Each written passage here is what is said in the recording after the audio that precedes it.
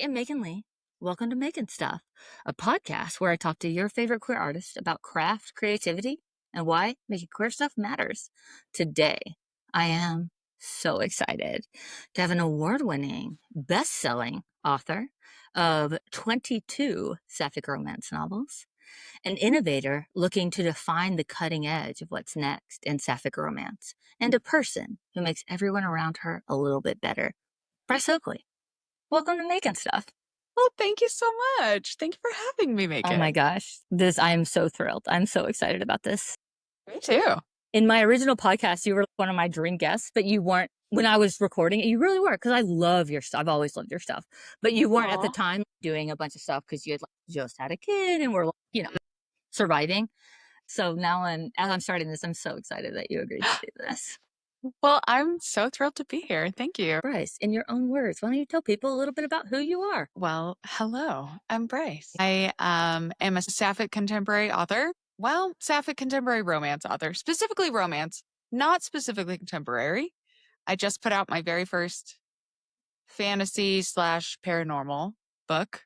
So, kicking the doors of genre right open. I published my first novel in 2019, and 22 novels later, I'm still here. I'm still doing it. And yeah, that's where we're at.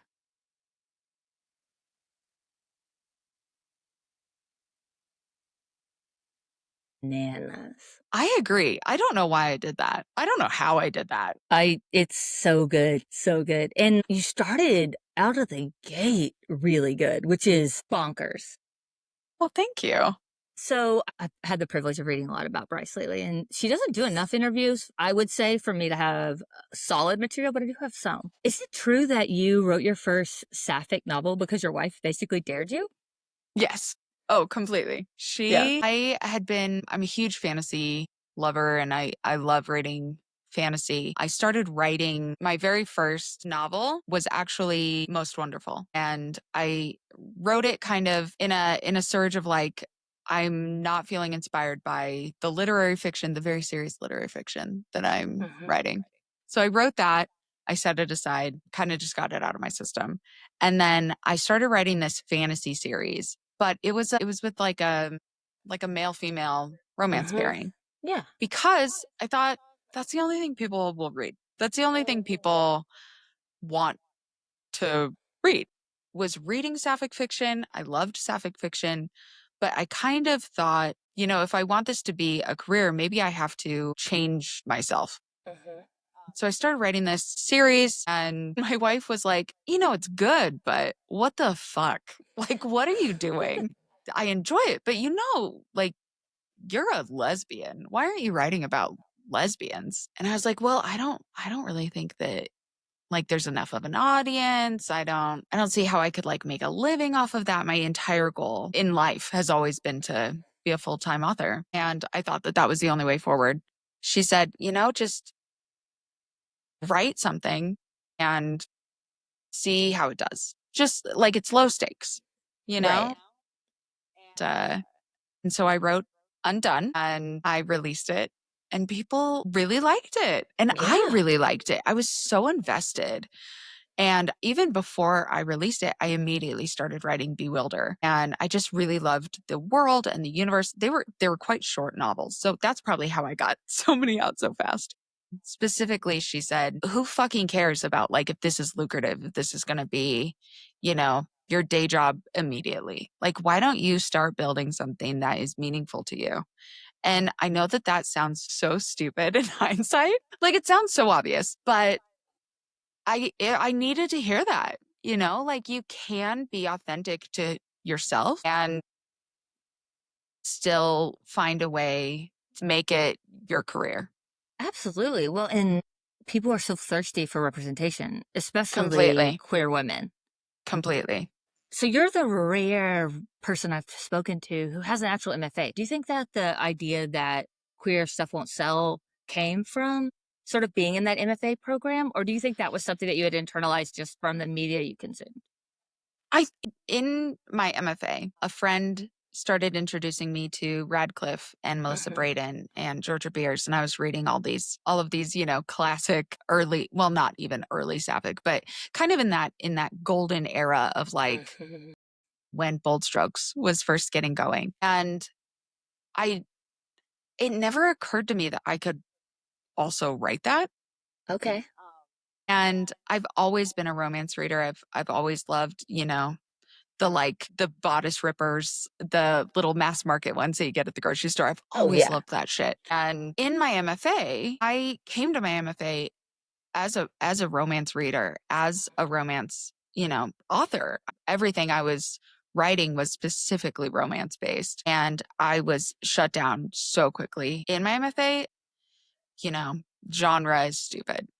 Smart people don't write genre. Smart people don't read genre. And I think I just internalized that criticism to mean if I want to be successful, I need to change myself and change what I love. So I think that that had like very clearly started rewiring my work. And I wrote most of a novel in my MFA that I still like, but I really burned out on it. And it was sapphic. It was about a lion tamer who falls in love with a painted lady at the circus in like the early 1900s. Bryce. Okay. No pressure. We do need this eventually to resurface, but we can come back to that later. Okay. But so I got so burnt out after, doing that and hearing all of these criticisms of that work that that's why I wrote Most Wonderful. Just like, oh my God, I need something so fluffy and sweet and Christmas, the complete opposite of what I had been doing. And so I think yeah, my MFA, I learned a lot of fantastic things. Um I'm the only person from my cohort who is making a living off of my writing. So I'll say that. Hey, a note to people doing MFA programs. I think that I did grad school, but it wasn't in creative. It was in something completely different. But I do think grad school is a really good crucible for teaching you a lot of what I'll say like soft skills, how to get something done, how to write. But I do think that there is a misunderstanding of what is marketable. I grew up in the early 2000s, and it was like if it was cool and if it was popular, it was bad. And it feels like that's what people have internalized in the writing programs, which is wild. No, I completely agree. We're only 1 year apart, Makin. Okay. Okay, perfect. Perfect. Shout out. I graduated high school in 2005. Okay. Oh, Um, yeah. What exactly 1 year? exactly. Yeah. So my MFA, I was 25 when I started my MFA, Okay. but Oh, I, you were really like, young. That's really young. yeah. I had gone to my undergrad and then I went to a different grad program because I wanted to live abroad and I also didn't want to try the workforce in 2009, Yeah. Well, who Um, did? didn't want to try that. Yeah. So, That seems bad um, and awful. yeah. So I actually my my first master's is I wrote my thesis on marketing romance novels to feminists. Oh, cool. Yeah. So Bryce, that's kind of you have a cool and life. living living that dream. But the I don't know, the idea of romance back then is much different than the idea of romance now. Totally. Like I feel like there's a different legitimacy to romance now. And I think people are understanding that it is the most profitable genre for a reason. And people do care about women's voices. And, I specifically remember in my MFA reading an essay by a writer I respected, whose name now escapes me, Claire something. But the essay was specifically how she realized she was writing for the male gaze. I started my MFA in 2013. There was something being drilled into us that like this masculinity is what made our work legitimate. Hmm. And that was really hard to unpack. Oh, for sure. Because it is such a patriarchal, heteronormative, white practice, it really does bleed into every aspect of it. The best selling novels are genre novels. Full Mhm. stop. It's really hard, unless you're Percival Everett, to get a best-selling novel that's literary fiction.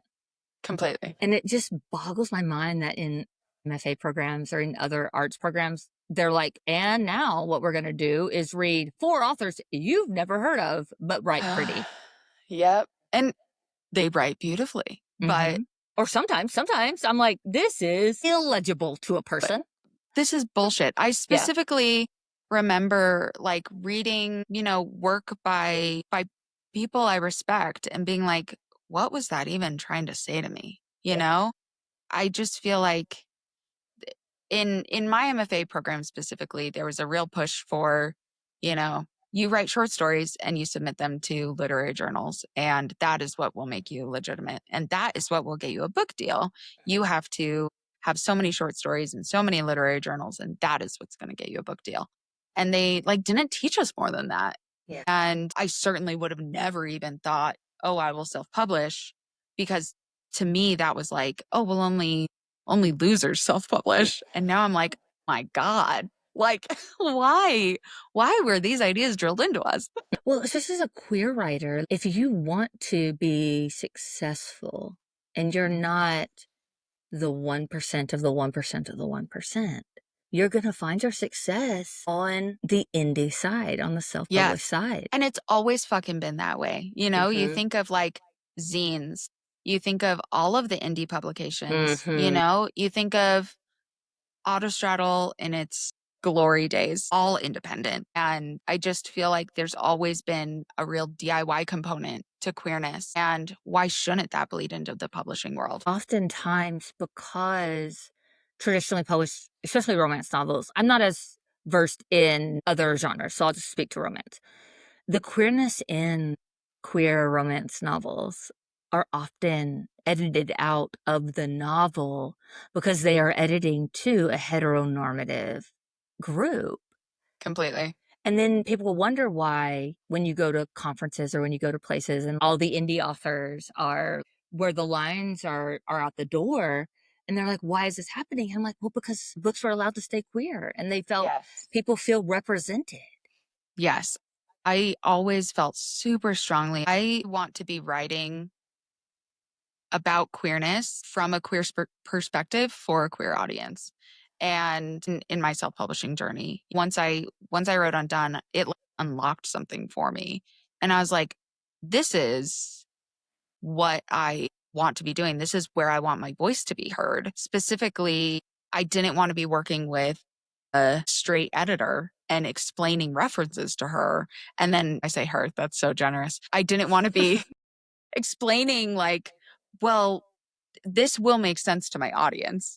All of those ownership things felt really important to me when I was Absolutely. considering trad publishing versus self-publishing. To go back a little bit, when did you realize you were an artist? Like, I've always been a writer. I won my first writing competition in first grade. that's really And cute. I wrote a story and it, went to some judging and, everyone had to write a story in class or something like that. And mine won. And I remember just this feeling of accomplishment and this intense pride in that specifically. Yeah, I was good at math. Yeah, I was, pretty good at the monkey bars. But have you heard that I won a prize for my Yeah. writing, And it's always been something that I've just loved. I've always been a reader. My parents are readers. I was always encouraged to have an intense imagination. And I'm very, very thankful for that. Mainly because my parents aren't creatives. Um, but they are creative thinkers. And they really allowed that in me and encouraged it and fostered that. That's so cool. Like, it's so fun. Because I knew I was a writer young too. Like, I just loved it. Like, I didn't think it was Yeah. something I could ever do, but it was Me the too. thing I loved the most. It's so weird how our society is set up where it's like, I know you love this thing, but it's not something you can pursue. Yes, complete. It is specifically for artists. Yeah. Specifically, no one is like, oh, well, you'll never grow up to be an engineer. Yeah. Like, what? Why would we? Why would we make it seem like your dream isn't legitimate? There are so many working full-time artists in the world, So you know? many. Yeah. And so many of them are working for themselves and doing incredible stuff. It's such an odd thing that we say to musicians too, or fine art, or um, anything to do with the arts. Like, oh, well, good luck making a job out of that. There are so many paths you could take instead of making people feel bad for being creative. Absolutely. The working class artist is so maligned, Yes. where it's like, I don't have a gazillion dollars, but I get to do the thing I love every day and I can pay my rent. Completely. Yes, completely. People think if you're not at the pinnacle, then you're not successful. And that's a very Yes. specific to the arts thing. Yes. Because no one looks at a senior manager and is like, well, you're not a director, so you're not successful at business. If my books aren't on the New York Times bestseller list, then like, are you sure you can call this your day job? Are you sure? You know? So it's a weird, I don't know. I probably have strong feelings about this, and especially entwined with feminism and the work that women have always done being delegitimized and you know. Absolutely. I do believe that so many more people make a living doing art than you understand. You being the Yes, universal you, everything you look at was created by an artist. The billboard you look at, every ad on TV, everything you look at, every time you read a business's Instagram post or whatever, like that is an artist. They are doing commercial media, but they're still an artist. That's what they're completely. doing. Completely. Before I went full time, I worked in marketing and I Yeah. was writing for my marketing job. I was Mhm. still creating art through this. There's so many different paths Mhm. for artistic people. And it's all legitimate. And that's the part that makes me so mad. To our point, like, it's like literary fiction is real fiction and everything else is genre. Hmm. And I want to be like, literary fiction is a genre. Like, it's also a genre. Oh my God. I honestly, I think specifically queerness has made me more comfortable with finding a different path when it Yes. comes to artistry because I'm outside of the very typical person by Hmm. being queer. Right. And so I feel like being queer has given me courage to take risks in terms of other parts of my life. So real. Authenticity breeds authenticity. So when you finally allow yourself to be authentically yourself, authentically queer, Yes, it is a permission structure to say, and I can do other things authentically. absolutely. Once I stopped writing that fantasy series, which I have never touched since, it was not good, everyone. It was not good, but it's fine. Sometimes you write things and they just help you and no one has to see them, you know? Absolutely. Yeah. But once I started writing authentically and writing in a queer voice, in a queer mindset for queer readers, my writing just changed dramatically. I feel like it got way better personally. And I allowed myself to take different chances because I was already taking a chance by writing queer fiction. Absolutely. It's so funny because the most popular advice anyone gives, just write the book you wish were out there. But Mm, if you're a queer person, you start writing a queer book, they're like, sorry, not the book you wish was out there, actually. It's the completely. book that I wish was out there, which is just another straight book. I want to dig a little bit into your craft. You are a person who writes romantic comedies. Almost all your books, even your latest, is at its core a dark romantic comedy. And it's hard. It's really hard. And a lot of people mistake writing people who are funny versus writing a comedy. Hmm. A lot of people are good at banter or will have a funny protagonist, but their novel's not a comedy. Can you talk a little bit about writing comedy? Because you write comedy in the traditional, there's a setup, there's a punchline, you do a lot of physical comedy, you write literal comedy. I feel like comedy has always been really central to my personality. Listen, I was a chubby little freckled kid with glasses, and I wasn't very good at sports, and I was, never the smartest person in the room, but I could make everyone laugh. And that it became just this foundation to my personality of like some people are popular because they're really pretty or rich or I good would at like to point out that sports. you are a full smoke show, and I don't really appreciate you looping in But attractiveness in this moment.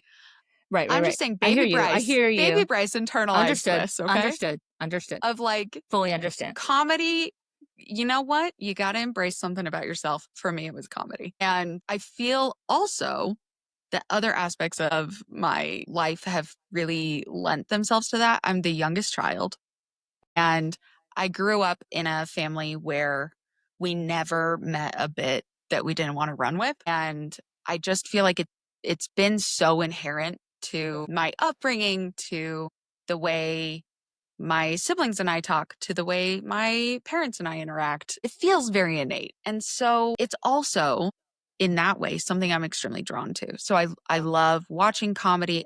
I specifically love romantic comedies. I love hijinks and chaos, and setting up physical comedy is so fun to me. I think honestly, I think that's why I'm drawn to it. It's fun to me. So I want to have fun. I want to do something so silly. And that's the kind of stuff I like to read too. But specifically, it almost comes naturally to me. Oh, it makes so much sense. The timing feels very the beats of a romantic comedy. Introduce your main character in a way that is kind of ridiculous and silly, but makes them very endeared to you. Then when you do your big meet cute, it's almost always a very funny, very physical something is occurring. And then it's the beats of high, low, like a emotional high immediately followed by something deeply funny and embarrassing. Yeah. Then the recovery, and then there's like another emotional high beat. And then the other protagonists experience something that will bring them low. And it just follows that rhythm, and so it makes sense that that would be very innate to you and like very in what you have consumed because it does feel like your Totally. natural timing. Totally. I think for me, when it comes to conflict Mhm. specifically, I'm not drawn to angst as much as I am Mhm. to like other ways that we can develop this character and Mhm. force them to grow. Right. And why have a brooding character when you could have a character slip and fall into a display table of dildos? That's all I'm saying. Like There are options. Well, and I think that you play with tension really well in a way that other people might play with it in terms of like sexual tension or emotional tension, but you're really good at situational tension. Like you're really good at creating an environment that forces a character to make a choice and then you respond to that choice. Like yours is, you have very active characters. Does that make sense? yeah. Yeah, And I think definitely. and that leads to comedy, right? Here's 14 choices. I'm choosing the weirdest. Or Yes. here's 14 Always. choices. I'm choosing the worst possible one. Always. And then it's a domino. I had a writing teacher early on tell me that conflict is when you, well, a story in general Hmm. is when you take your character and you put them in a tree with no way to get down.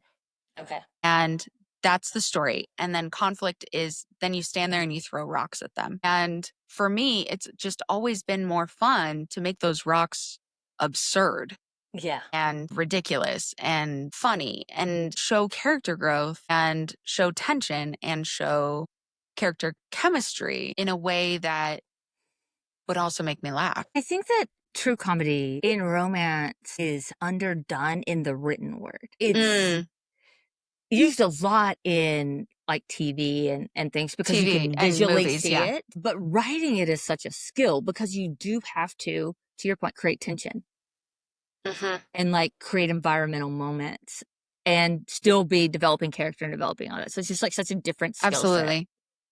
I think another way I think about it is you show the reader exactly what's going to happen. And you have that be the most absurd possible thing that could happen. And Mm-hmm. you show them early what's going to happen so that they're like, this couldn't possibly be happening. And so Right. they're also taken on this journey of like, I like, there's no way she's going to do this. But then you do it. And then you do it. And you take Well, everyone along for the ride. yeah.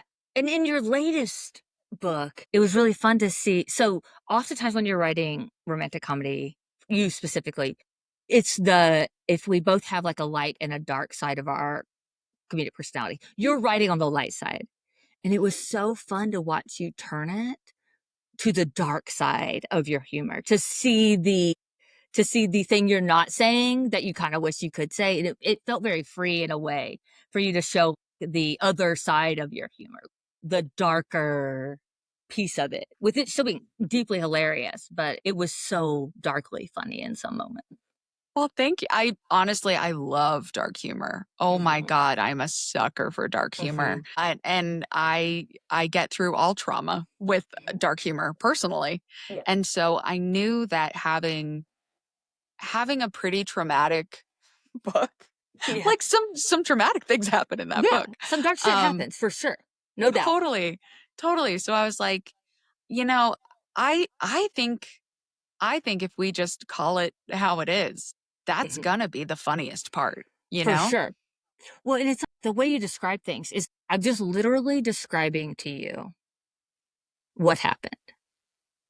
But because I'm literally describing it to you and I'm not pretending the fallout isn't real, it's the funniest possible option. It's like, you see in a movie, like someone jumps out a window, but you just follow the protagonist. You were really good about someone jumping out a window and then you talking about the glass that hit the people below the window. Yes. You know Yeah. what I mean? Yeah. Where you're like, the actual thought of this is kind of horrific. They are going to save somebody. What they're not seeing is that guy lost an eye. Completely. Yeah, yeah. And I just thought it was so fun to see you turn it. And it is absurd, right? In our storytelling sense, we're going to follow the car. We're not thinking about the crash. We're following the chase. And you Right. are so good about thinking about the crash. You were so good about not following the car, but staying back and being like, and here's the fallout. And it's a Totally. shit show. Totally. And like, someone jumps out a window and instead of the camera following them, the camera pans back to everyone in the room being like, what the fuck? That's way more interesting to me. For sure. And everyone on the ground being like, what is happening? Like just that situational awareness, I guess. I feel like is much more interesting than just like honing in on if you're following a person jumping out a window, I don't know how interesting that's going to be. Right. That's not interesting to me. And so where is it interesting? The least expected places. Absolutely.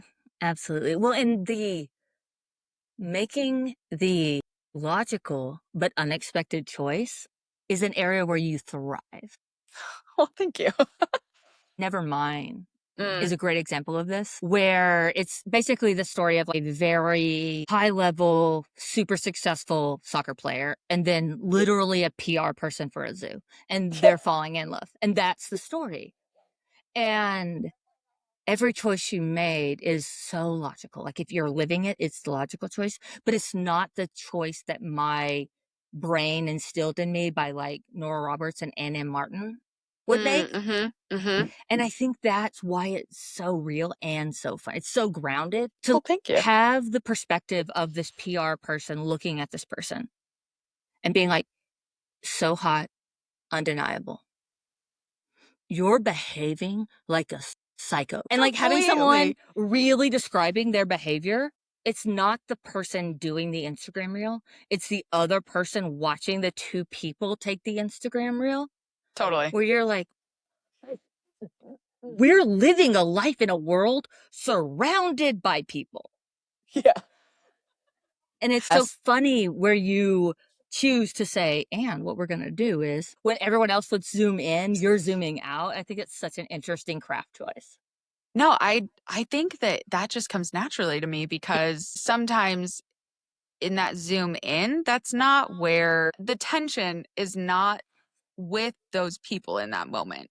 It's Right. how their wild behavior is affecting everything else.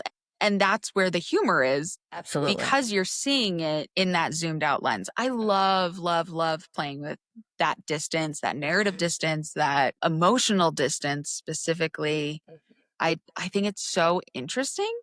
Um, and I think it's an underrated craft choice, in my It opinion. truly is. Well, and I think it's why a lot of people write really funny people, but fail to write truly funny stories because they're scared of breaking that closeness that people think is so necessary for romance Mm-hmm. and pulling back to show the absurdity. Mm-hmm. And you're so good at knowing the timing of, I've got to show you how bonkers this choice they're making is. Let me zoom out. In One Last Run, when they're doing when she gets so jealous when they're learning to ski, Mm-hmm. and your choice, instead of staying in her point of view so tight, to like give us clues to what this really looks like as opposed to her experience of it. So you're watching her tell herself, this is cool and I am doing fine and it's okay.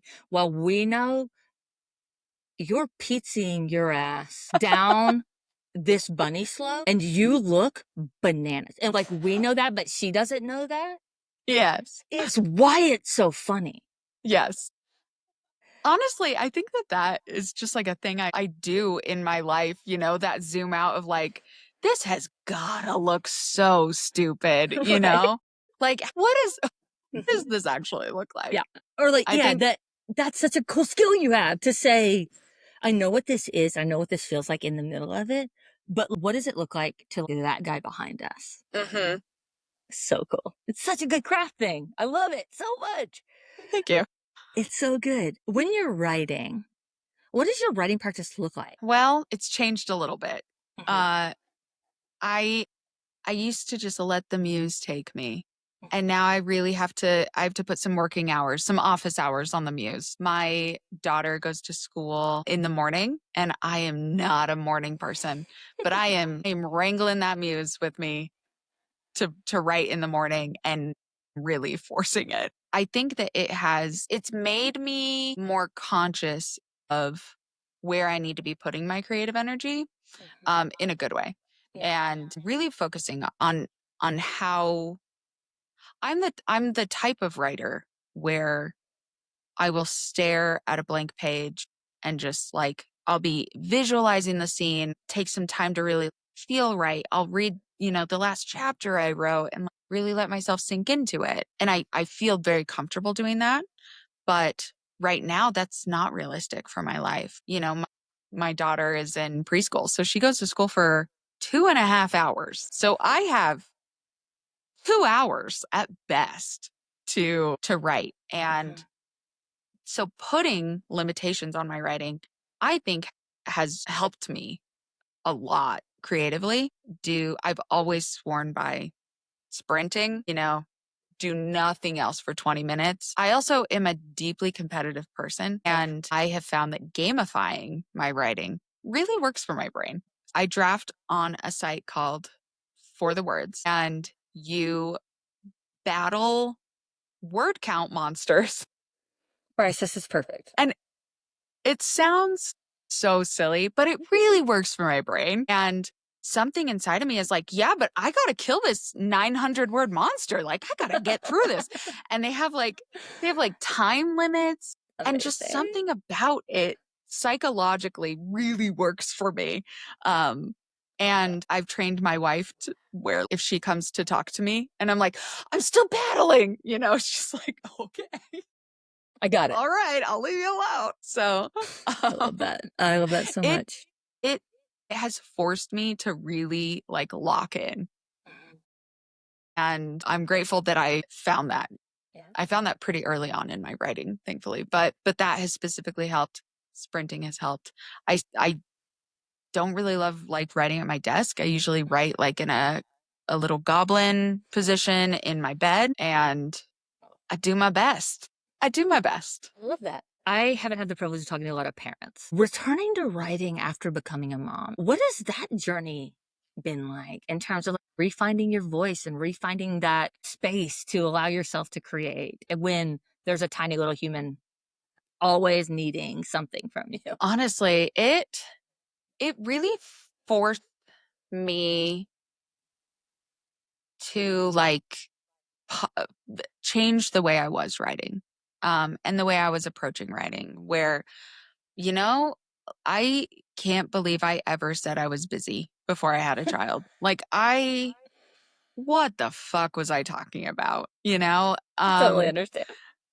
Like, Bryce, you were never busy before. Um, I love that. You're like, you are having a great time, actually. Completely. Like, you had so much free time and you did what? Oh, you binged Netflix. Like, great. Filling the well. Bryce, we call that filling the well in the Filling the unchilded well. community. Filling the well. Yes. The unchilded. I'm filling the well, Bryce. This is dink erasure. I'm so sorry. I think my experience has been a little different than many parents' experience, in that for the first 4 months of my daughter's life, she lived in the hospital, and I was only able to hold her for 3 hours a day. And like, my journey into motherhood felt odd, and it made me stop completely. I couldn't write in that environment. And that was deeply inconvenient because I had already signed on to do a group project, the Pride series, Yeah. with I Heart Sapphic. And I didn't want to disappoint TB and Miranda. Not wanting to disappoint people brought me back to writing, thankfully. Shout out social pressure. Oh my God, completely. So I wrote this novella, and honestly, it's a lot unlike anything I had written before, because just I just let it pour out of me with a lot more freedom. And then I took a break for, I want to say, like 7 months. And I was in another group project and wrote Ghost to Christmas Past. My favorite Christmas novel, guys. Best Christmas novel. I'm not kidding. I'm not. This is not me blowing smoke. Check the read receipts. Go to Oh my my gosh. threads. Go to Substack. It's my favorite. I, Best twist. Best twist. well, Oh, thank you're you. laughing? I'm not. This is not a joking matter for me. We would never, we would We never would joke about never. Meredith That's all Dillon, I'm okay? saying. We would That's all I'm never. saying. Um, that book was coming back into myself. And it was also the first time where um, I felt comfortable stepping back into being an autonomous person outside of caring for my daughter, Okay. and like would carve out writing time again, and tell my wife, like, all right, have the kid all day on Saturday because I'm writing. And I was able to kind of like own that again, and be very purposeful about, I need this. I need my career. And not even my career. I need to write. It felt like I had lost a part of my identity. Did you feel guilt around that? Like needing that time at Completely. first? Oh, Okay. completely. Completely. Because when you're a parent and you're the primary parent, Mhm. or the default parent often, because I was staying home because I had carved out this, you know, Mhm. I'm a full-time author. So my job was the flexible one. My wife's Mhm. job was the one that gave us health insurance. Right. And everyone needs that, a health insurance job and then the other guy. Exactly. Exactly. And I'm very, very privileged to have a partner who works a full-time job that has health benefits. Shout out. And she supports me, not financially, but I'm saying, like, she supports me As a writer. as a writer, as this is like what I do. She has Mhm. always, always, always taken this part of me seriously. I met her when I was doing my MFA. So she never even got to play that this wasn't who she was marrying. But I wrote these two novellas, and then I sat with them for a little while. I wrote another fantasy novel, and I read a lot, and I took the time to just refill my well Mhm. and to figure out what I wanted to do. I had published prolifically before having a kid. And I think that if I had continued on that path, I would have burnt out within the next year. And I think that having my daughter forced me to realize that, like, other people depend on me and I cannot just burn out. Yeah. And I need to find a sustainable way to do this. You know, if that looks like writing for 2 hours a day, and then if I'm on a deadline or if I'm editing or if I'm really in it, writing in the evening when my kiddo goes to bed. But realizing that I had to make a change really did help. I think it helped my writing. I think I'm a much better writer now. You know, I publish a lot slower, but Well, I your slower work is still fucking killer, so don't well, thank be you. too hard on yourself there, my love. I I'm really proud of everything I'm putting out. I think, especially as women, and I'm just gonna make this very gendered, we are made to feel guilty for not caretaking. Whenever there is a societal expectation of caretaking, and then we Mhm. choose self-care, Mhm. there's such a level of guilt with that. When you are feeling guilty, I feel it very hard to access my creativity. Completely. Yes. Yes. I think that writing those 2 novellas helped me, like, dip my foot back Mhm. into that part of my identity and giving myself the permission to take that time off while also still maintaining that I was a writer. I still, all through that, I might have technically been a stay-at-home mom, but when people said, "What do you do?" I said, "I'm a romance author." And it remained integral to my identity. The guilt part of that is everything about parenting and caretaking comes with a level of self-imposed guilt in my experience. I think being queer specifically helped me in this way because I saw my wife being a mother and, you know, having her career, and no one would ever bat an eye. No one would ever accuse her of not being a great mom because she Right. was working. She modeled that for me basically. Right. Um, and even though I was the primary parent and my daughter's care takes up a lot of my time and a lot of my brain, Mhm. I think that seeing my wife in that role and realizing that we're equal in this. I don't just have to be the martyr here, you know? One of us doesn't have to sacrifice their career to have a happy, healthy child. You know, we can both be fulfilled. And I still struggle with that. Let's be real at that. I think there's something so beautiful in kids who get to see both of their parents living wholly. And I think that I mean, I'm not a parent, but I've worked with a lot of kids in my job. And I think for me, watching kids who know it's okay to love things because they've had it modeled for them is so important. I'm a big Mr. Rogers fan, and he would Mm. often talk about Margaret McFadden. She was his mentor, and she would talk about how she would bring in like artists to play with the kids, and the artists would be like, "Oh, what do you want me to teach them?" And she would say, "Oh, I just want you to do it." Because the best education a person can have is watching somebody do something they love and showing them how to Mm. love it as well. For me, one of the greatest things anyone can see, but especially kids, but anyone can be see as someone loving what they do out loud, you know? I think that we Yes. miss Oh, yeah. that when we feel like we have to martyr ourselves because then our kids don't get to see us. They get to see the stressed out, giving, unfulfilled version of us. And I don't think anyone is served by seeing the worst version of someone.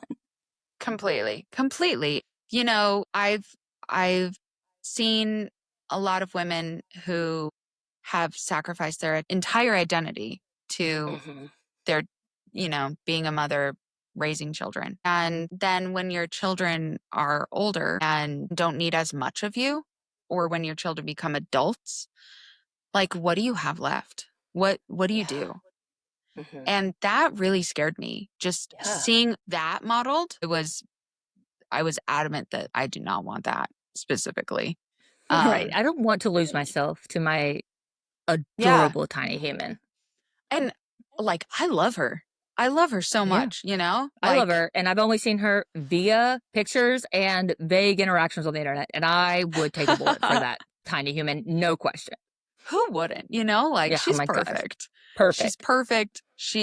Is, she also inspires me. She's a badass. And ultimately, I want to be someone that she's proud of. And I think by continuing to show her that you should pursue what your passion is, I think that that is just going to make me a better parent, and I hope that it instills, a love of creativity and curiosity in her too. Absolutely. So you and I have something in common. We're both what I would consider magpies in terms. I know a lot of people like I only read sapphic. You and I are omnivores. Like we're taking video games, movies, all kinds of books, everything. We're magpies in terms of bringing in inspiration. What is inspiring you lately? And how do you interact with inspiration? Um I've been finding music really, really inspiring lately. I specifically from Hell with Love was super inspired by Florence and the Machine's new album. God, what an And album. it's such a good album. It's It's so such a good good. album. It's So such a good album. And that album specifically is really interesting because she talks about femininity and motherhood, and losing a pregnancy specifically is like a theme. I have found myself, if I'm struggling with writing, that album specifically has brought me a lot of ideas and a lot of like just refills the well. I also um, have been listening to a lot of books. I've stayed really, really tight in the fantasy genre. I um, love that. and a lot of sapphic fantasy, and thank God, there's more sapphic fantasy now than ever, but all fantasy in general and not just specifically romance. I found that pretty inspiring lately. I've also loved finding real human made art, which I feel like has become so hard.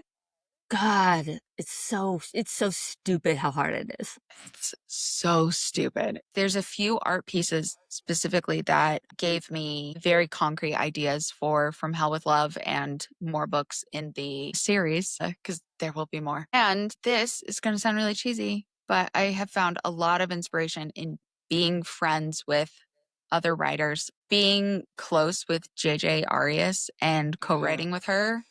We are starting a new series that we're co-writing together, and seeing someone else's process, I feel like I have just like osmosis, Like, bring it like in. gotten inspiration from what she is getting inspiration from, or, we'll, in the dumbest places too, we'll send each other a reel like, oh, this is definitely our characters, that kind of silly thing. And surrounding myself with creative people, playing Dungeons and Dragons every week, Ayo. hey, has has also helped me creatively. It makes me think completely outside of, Mhm. anything I'm personally working on, but it also, I love watching other people role play in real time. Like, Yeah, as nerdy as that sounds, it's so like fun. watching watching the choices people make, I'm constantly surprised in the best way Mhm. and constantly inspired. I also like, I'll watch Dimension 20 or Critical Role. I find that kind of like improv super inspiring, and a lot of like improv comedy in my writing for sure. So, yeah, There's a heightening of stakes and like a yes anding. It's so important for writers to understand because you can always pull back, but it's really hard to go further once you've written something down on the page. And so it's exactly. always do the weirdest. Do the weirdest take Hmm. first and then make it less weird. But if you've done the less weird version, it's very hard to authentically inject a weirder take. Oh, completely. Yes. Mhm. Yes. This entire conversation is like baseline fuck turfs. What we're going to talk Love about? it. Fuck turfs. Yeah. But I also was a Harry Potter kid. I also was a Hmm. person who was really inspired by that series and then have had to live with someone who I very much admired as an artist and as a person being an active piece of shit. Yes. And I still actively struggle with it, navigating with, I can't lie to you that some of me when I'm writing is inspired by the way Rowling did certain things. Mm-hmm. And so, how do you navigate the notion of this art inspired me and I understand this person sucks and nothing about this is okay and I'm not supporting this, but I can't pretend to you that wasn't a part of my story? Oh yeah. And like I have to be honest with you, it was a huge part of my like being a Harry Potter fan was a huge part of my identity. It's so hard for me because Harry Potter hit me at a really developmental time in my writing. I s- used to role play Harry Potter online in like Like doing like literary RPGs. yes. Yeah, yeah, Yeah. yeah. And I that was like a huge part of my life all through my teenage years. I did write some fan fiction, but specifically I was live role playing with Yeah. other writers where you would write a paragraph, they would write a paragraph back. And I it's like I'm still mourning it. I'm like Hmm. grieving that this thing that brought me such joy and such a large part of my identity has become a a vessel for cruelty Yeah. and has become a dog whistle for something that I am so actively against. Absolutely. I know readers who, if I casually dropped a Harry Potter reference in an earlier work, I know readers reading that today with Hmm. today's context will probably feel disappointed, you know, Oh, for sure. and that haunts me because you know it was such a part of my lexicon. It was such a part of my identity that I feel like those references just came really naturally to me. I And it was still so queer coded, and the community around Harry Potter was so queer. So it's like so hard for me to explain to someone in 2026 how in 2006 this is the language we used to signal to each other yes. that they were in a safe space. Oh my God. Yes. I've never witnessed anything like what that has become now. I'm bitter and I feel personally mad about it, Yeah, you all the know? time. I and it's really hard for me because like you know there's a new Harry Potter series coming out Mhm. and I'm not going to fucking watch it, No, would never. you know? I and I'm fucking mad that I I'm can't mad watch all it. the time. Yeah, I feel like robbed of Mhm. joy from it. And it's really frustrating to me that J.K. Rowling sucks so bad. And there's something so sacred about the art that defines you early.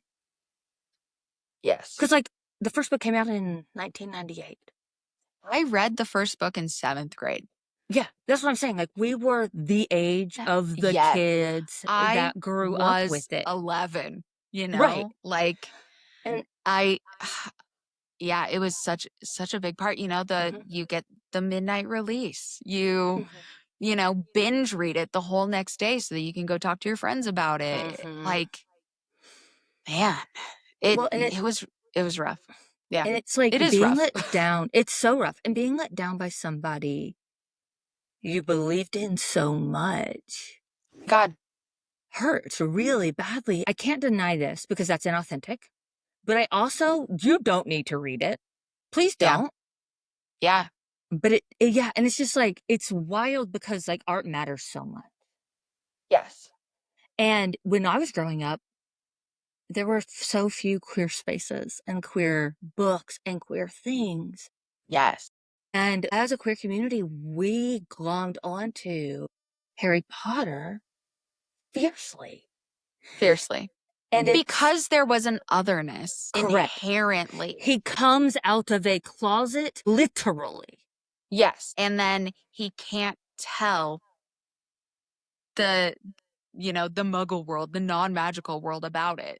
You know, like there's, yeah, it's such, it's infuriating to me. Yeah, It's so I sad. don't know. I'm still, I will never forgive her. I fiercely judge people who are still fully on board. I went to Harry Potter World with Luke Mhm. and my sister and Stephanie Shea.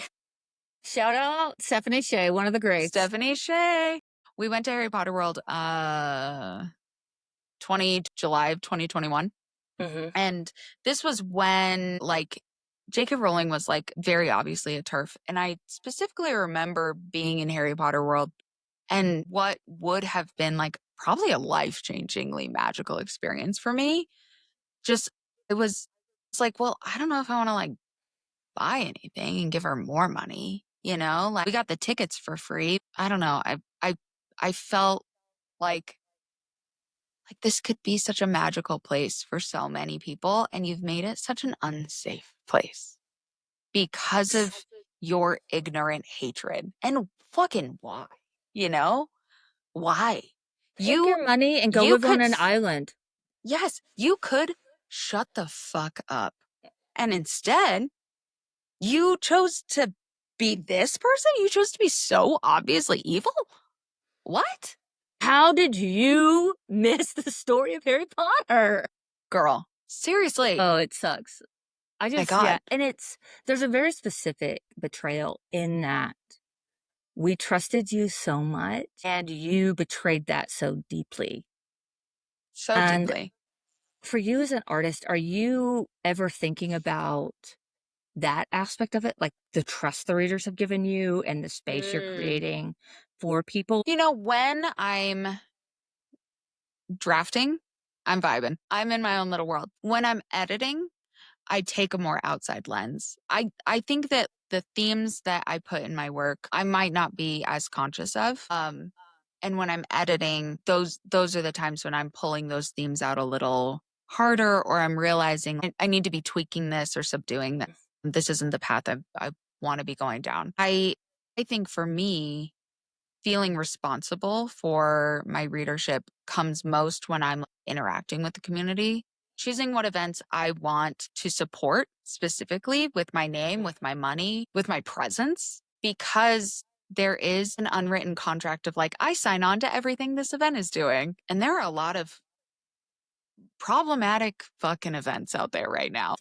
And I feel responsible that I'm joining events specifically inclusive to, the trans community, to the Black community, to um to the entire Sapphic community, not just lesbians, making sure that the events I'm supporting are including bi and pan women in that Sapphic label. That really matters to me. And I also find myself more willing to, um, my sister calls it being the Kool-Aid man.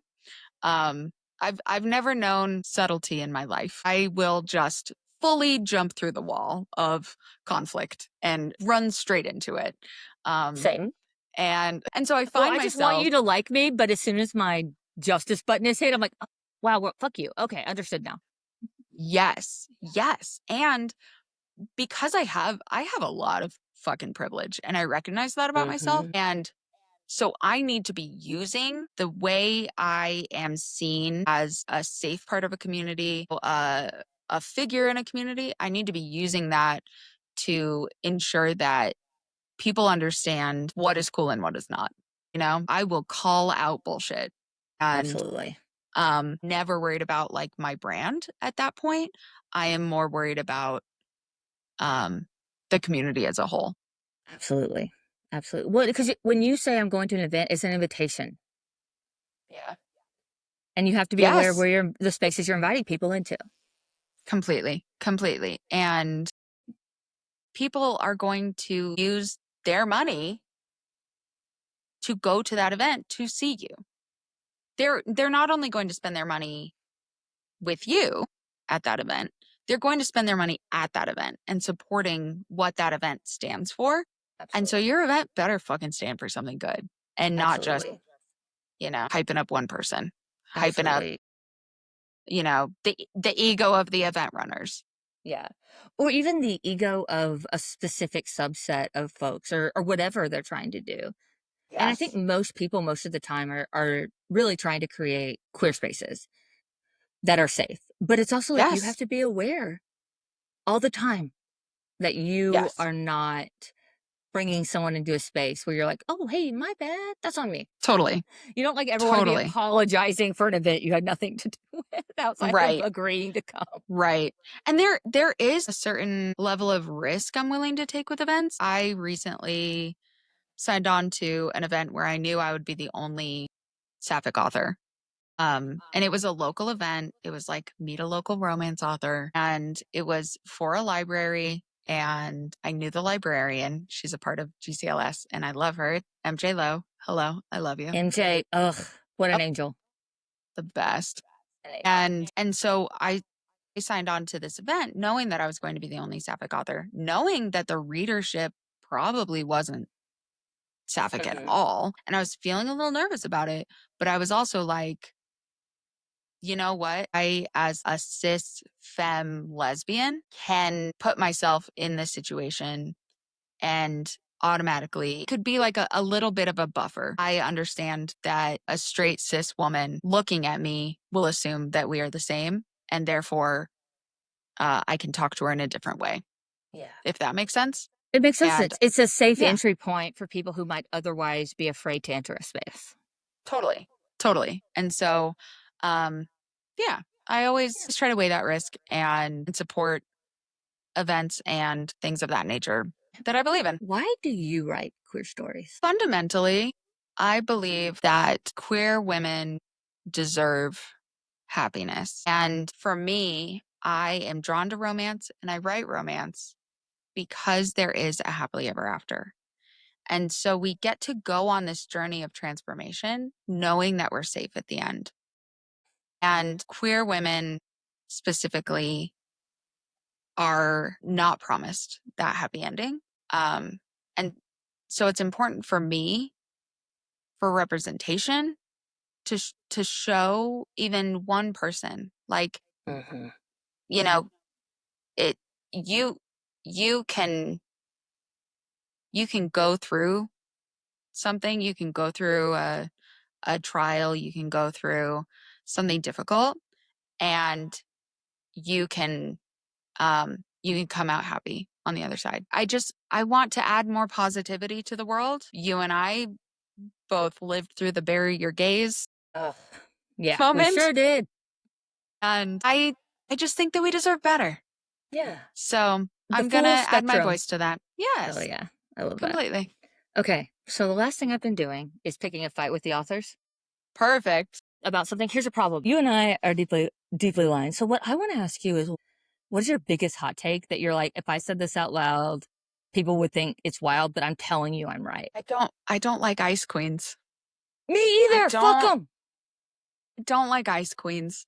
I think that there are so many more interesting ways to portray femininity, to portray strength, to portray someone who has their walls up than a 50-year-old white femme in a pencil skirt and heels. I don't want to read about this person anymore.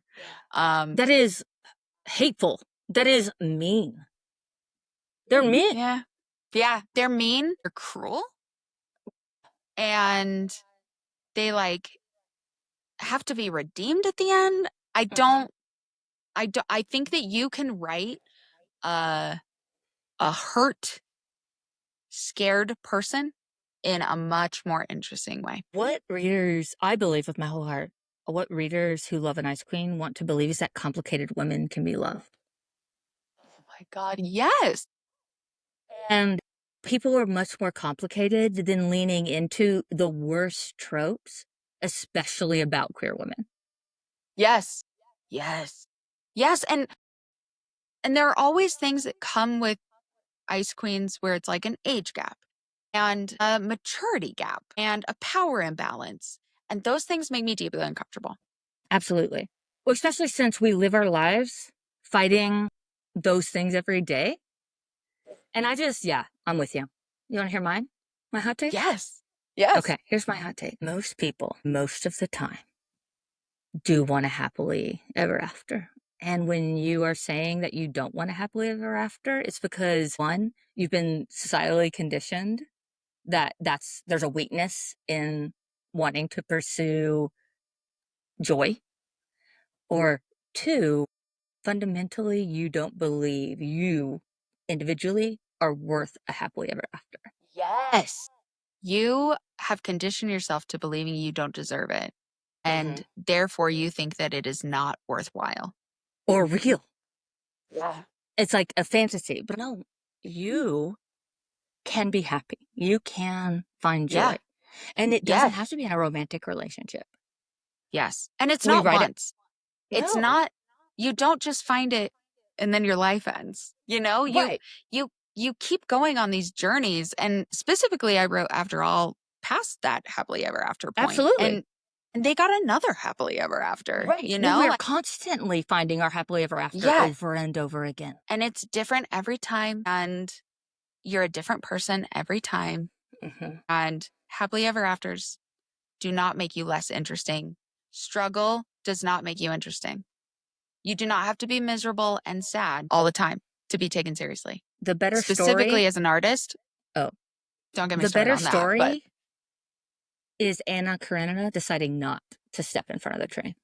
Jesus, That's the seriously. better story. You know what I mean? Seriously. Like, the better story is the awakening when she doesn't walk into the ocean. Like, I was that's just the about to better say story. that. I was It's the just better about to say The story. You know what I Awakening. mean? Kate It Chopin, I'll says, never yeah, forgive you. God. I had to read that. I went to school at Tennessee. I had to read that book in every fucking class I was in. Because they're like, look at this Southern lady walking into the ocean. I'm like, but what if, hear me out, she learned that, hey, guess what? This moment sucks. But that's because of the dude you're with fully sucks. Yep. Yep. And there are so You know many what? other dudes. I was the person in every literature class being like, you know what? Jane Eyre is happy in the end. And it's fine that she chose Rochester. Like, it's fine, you know? She is not less interesting because she chose happiness. Right. Like, Also, it just eats me up because that's the art we glorify says so much about our society. And all the stuff it says about our society is the stuff about our society that I love. yeah. Oh, yeah. You know what I mean? Like, because I'm I like, love this hot take. yeah, well, it's just like, you can be happy. The better story is I looked into the darkness and I almost let it consume me. Mm. And then I decided I'll give it one more day. Mm-hmm. Because that next Yes. day, that's when the story happens. The story doesn't happen when you reach your breaking point. The story happens the day after you've reached your breaking point when you decide, I'm going to find a way. That's the more interesting story. Bryce, thank you so much for joining me. Megan, thank you so much for having me. Where can people find you? People can find me bryceoakley.com, has links to everything, has all the information. I'm most active on Instagram. I try to pretend that Facebook doesn't exist, and I refuse to use TikTok. Hell yeah. Same. Guys, thank you so much for listening. We'll see you next time. Bye.